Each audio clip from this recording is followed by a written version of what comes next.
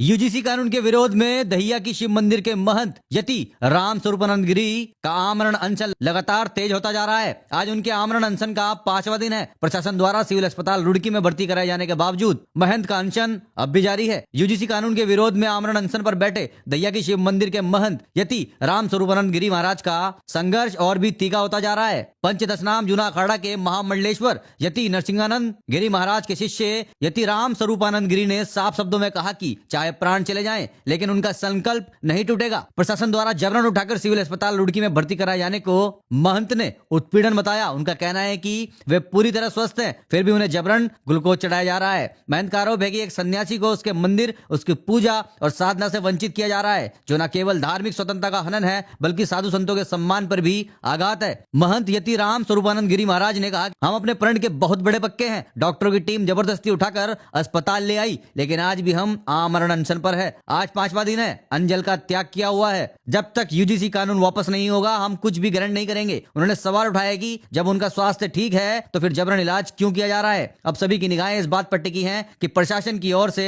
इस आमरण अनशन को लेकर क्या रुख अपनाया जाता है। फिलहाल सिविल अस्पताल रुड़की में भर्ती महंत यति राम स्वरूपानंद गिरी महाराज का आमरण अनशन लगातार जारी है और उनका संदेश साफ है, यूजीसी काला कानून वापस होगा तभी अनशन टूटेगा। उत्तराखंड जनमंच रुड़की सिविल अस्पताल में भर्ती लेकिन अनशन पर जारी महंत यति राम स्वरूपानंद गिरी का यूजीसी को हटाने को लेकर विरोध स्वरूप आमरण अनशन पर बैठने से जुड़ी खबर आपको दिखा रहा है। हमसे जुड़ने के लिए धन्यवाद।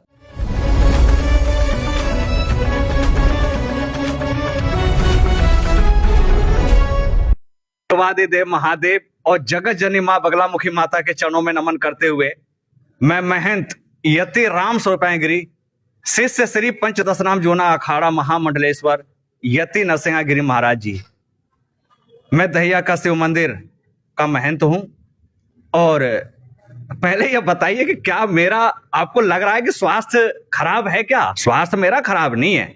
अरे मैं दहिया के शिव मंदिर में यूजीसी जो हमारे सभी अपने हिंदुओं को आपस में लड़वा करके मरवा देगा, जिससे फिर जो है गजवाए हिंद के लिए रास्ता साफ हो जाएगा और फिर अपना भारत या बहुत जल्द इस्लामिक देश हो जाएगा। आज तो मेरा कोई ज्यादा खराब नहीं था, अनजल हमने त्याग रखा था, लेकिन इसमें कोई हमारा ज्यादा स्वास्थ्य नहीं खराब था।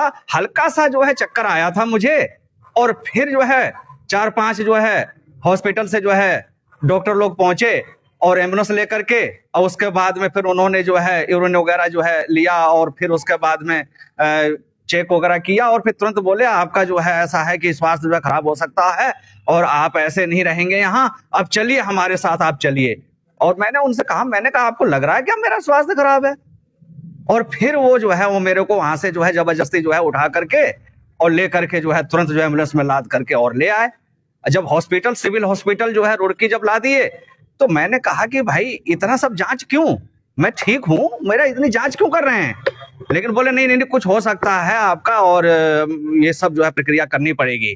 और उसके बाद फिर होता क्या है कि मैंने कहा उनसे कि अब तो आपने कर लिया, अब तो मुझे भेज दो, लेकिन फिर भी उन्होंने नहीं भेजा और मुझे यहाँ पर फिर पुलिस जो है लगा करके और मुझे यहाँ हॉस्पिटल में रखा गया है। और आप देख रहे होंगे कि बोतल पे बोतल और उसके में इंजेक्शन डाल करके जो है बराबर निरंतर जो है दिया जा रहा है मुझे।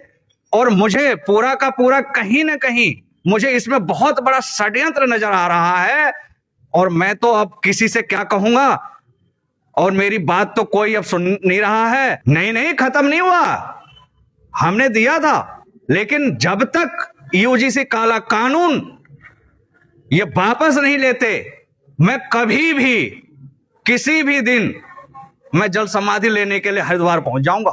अगला कदम मेरा क्या रहेगा? अब मैं तो यहां बैठा हूं, आज भी मैंने आमरण अनशन में ही हूं, मैंने अनजल त्याग रखा है तो आज भी आमरण अनशन पे ही बैठा हूं और बैठा रहूंगा मैं।